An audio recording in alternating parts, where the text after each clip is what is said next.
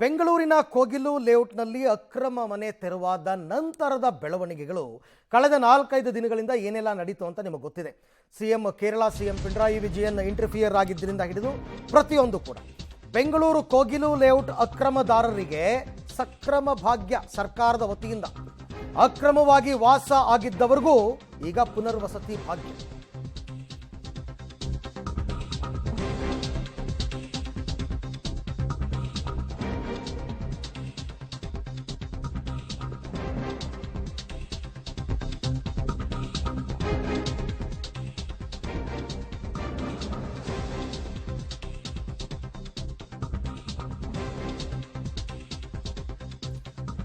ಮೊದಲನೇದಾಗಿ ಕೋಗಿಲು ಲೇಔಟ್ನಲ್ಲಿ ಅವರು ಮನೆ ಕಟ್ಕೊಂಡಿದ್ದೆಲ್ಲ ಅಕ್ರಮ ಅಂತಕ್ಕಂಥದನ್ನ ಸಿಎಂ ಡಿಸಿಎಂ ಹೇಳಿದ್ದಾರೆ. ಈಗಲಾಗಲೇ ಅಕ್ರಮ ಇದ್ದಿದ್ದು ಸಕ್ರಮ ಆಗೋದು ಹೇಗೆ? ಇಂಥವರಿಗೆ ಪುನರ್ವಸತಿ ಹೆಂಗೆ ಕಲ್ಪಿಸ್ಕೊಡ್ತೀರಾ? ಕಾಂಗ್ರೆಸ್ ಹೈಕಮಾಂಡ್ ಒತ್ತಡಕ್ಕೆ ಮಣಿದ ಸರ್ಕಾರ ಅಕ್ರಮ ಸಕ್ರಮ ವಿಚಾರದಲ್ಲಿ ಸರ್ಕಾರಕ್ಕೇನೇ ಕ್ಲಾರಿಟಿ ಇಲ್ಲ. ಅಕ್ರಮ ಹೇಗೆ ಸಕ್ರಮ ಆಗುತ್ತೆ ಅನ್ನೋ ಪ್ರಶ್ನೆಗೆ ಉತ್ತರ ಇಲ್ಲ. ಅವ್ರದ್ದು ಅಕ್ರಮ ಅಂತಿದ್ರು, ನೀವು ಪರ್ಯಾಯ ವ್ಯವಸ್ಥೆ ಮಾಡಿಕೊಡ್ತಾ ಇದ್ದೀರಾ. ಅದು ಏನು ಆತುರಾತುರದಲ್ಲಿ ಹೊಸ ವರ್ಷದಂದೇ ಮನೆಗಳ ಹಸ್ತಾಂತರ ಸಿಎಂ ಹೇಳಿರೋದು. ಮಾನವೀಯತೆ ಕಾರಣ ಕೊಟ್ಟು ನುಣುಚ್ಕೋತಾ ಇದೆ ಸರ್ಕಾರ. ಹಾಗಾದರೆ ಪ್ರವಾಹ ಬಂದು ಮನೆ ಮಠಗಳನ್ನ ಕಳ್ಕೊಂಡವರು, ರಾಜಕಾಲುವೆ ಒತ್ತುವರಿ ಮಾಡಿಕೊಂಡು ಮನೆ ಕಳ್ಕೊಂಡವರು, ಇವ್ರುಗಳಿಗೆಲ್ಲ ಪುನರ್ವಸತಿ ಯಾಕಿಲ್ಲ? ನೀವು ಅಕ್ರಮದಾರರಿಗೆ ಸಕ್ರಮ ಭಾಗ್ಯ ಕೊಡೋದಾದರೆ ಅವ್ರುಗಳೇನು ಪಾಪ ಮಾಡಿದ್ರು? ಹಾಗಾದರೆ ಅವ್ರಿಗೆ ಯಾಕಿಲ್ಲ? ಇದಾಗಿರೋದು ಇಷ್ಟೇ, ಹೈಕಮಾಂಡ್ನ ಒತ್ತಡಕ್ಕೆ ಸರ್ಕಾರ ಮಣಿದಿದೆ. ಹೈಕಮಾಂಡ್ ಅನ್ನೋದಕ್ಕಿಂತ ಹೆಚ್ಚಾಗಿ KC ವೇಣುಗೋಪಾಲ್ ಫ್ರಮ್ ಕೇರಳ ಅಷ್ಟೇ ಆಗಿರೋದು ವಿಚಾರ.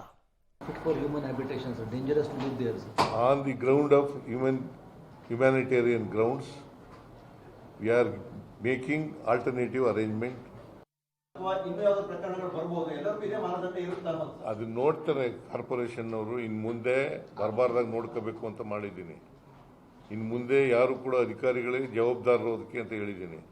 ಈ ಥರ ಇಲ್ಲೀಗಲ್ ಆಗಿ ಮನೆಗಳು ಕಟ್ಟಿಕೊಳ್ತಕ್ಕಂಥದ್ದು, ಸರ್ಕಾರಿ ಜಾಗದಲ್ಲಿ ವಾಸ ಮಾಡ್ತಕ್ಕಂಥದ್ದು, ಶೆಡ್ ಹಾಕೊಳ್ತಕ್ಕಂಥದ್ದು, ಗುಡಿಸಲು ಹಾಕೊಳ್ತಕ್ಕಂಥದ್ದು, ಇದಕ್ಕೆಲ್ಲ ಅವಕಾಶ ಮಾಡಿಕೊಡ್ಕೊಡೋದು ಅಂತ ಹೇಳಿ ಅಧಿಕಾರಿಗಳಿಗೆ ಹೇಳಿದ್ದೀನಿ. That is why I shed ಏನಂತ ಹೇಳಿದ್ದೀನಿ, ಯಾರು ಅಧಿಕಾರಿಗಳು ಅವತ್ತಿದ್ರು ಅವ್ರ ಮೇಲೆ ಕ್ರಮ ತಗೊಳ್ಳಿ ಅಂತ ಹೇಳಿದ್ದೀನಿ.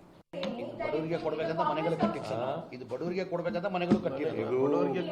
1 ಲಕ್ಷ ಸ್ಕೀಮ್ ನಿಮ್ಮ ಕಾಲದಲ್ಲೇ ಬಂದಿದೆ. ಇದು ಈ ಮನೆಗಳು ಕಟ್ಟಿರೋದು 1 ಲಕ್ಷ ಮನೆಗಳು ಕಟ್ಟಿರೋದು ಬಡವರು ಕೊಡಕ್ಕೆ. ಯಾರಿಗೆ ಮನೆ ಇಲ್ಲ, ಯಾರಿಗೆ ಸೈಟ್ ಇಲ್ಲ ಅವರು ಕೊಡಕ್ಕೆ. ಇವರೆಲ್ಲ ಸೈಟ್ ಇಲ್ಲದವರು, ಮನೆ ಇಲ್ಲದವರು, ಇವ್ರಿಗೆ 1 ಲಕ್ಷ ಮನೆಗಳು ಕಟ್ಟಿ ಕ್ಲಾರಿಟಿ ಇಲ್ಲ ಅಂತಕ್ಕಂಥದ್ದು ಮುಖ್ಯಮಂತ್ರಿಗಳ ಮಾತಲ್ಲೇ ಗೊತ್ತಾಗುತ್ತೆ. ಕೇಳಿದ ಪ್ರಶ್ನೆಗೆ ಅವರು ಉತ್ತರನೇ ಕೊಡಲಿಲ್ಲ.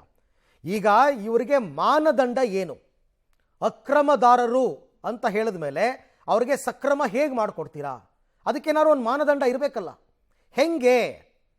ಈಗ ಅವರು ಇದ್ದ ವಿಳಾಸದಲ್ಲಿಯೇ ಅವರಿಗೆ ರೇಷನ್ ಕಾರ್ಡ್ ಇದ್ದರೆ, ಅವರು ಇದ್ದ ವಿಳಾಸದಲ್ಲಿಯೇ ಅವರಿಗೆ ಆಧಾರ್ ಕಾರ್ಡ್ ಇದ್ದರೆ ಅದು ಸಕ್ರಮ. DCM ಹೇಳ್ತಾರೆ ಇಲ್ಲ, ಬೇರೆ ಬೇರೆ ಏರಿಯಾಗಳದು ಅವ್ರ ಹತ್ರ ಇರೋದು ಅಂತ ಹೇಳ್ತಾರೆ. ಹಾಗಾದರೆ ಅದು ಅಕ್ರಮ ಆಗುತ್ತೆ. ಅಕ್ರಮದಾರರಿಗೆ ಹೆಂಗೆ ಪುನರ್ವಸತಿ ಕಲ್ಪಿಸ್ಕೊಡ್ತೀರಾ? ಆತುರಾತುರದಲ್ಲಿ ಜನವರಿ 1ನೇ ತಾರೀಕಿಗೆ ಮನೆ ಹೆಂಗೆ ಹಸ್ತಾಂತರ ಮಾಡ್ತೀರಾ?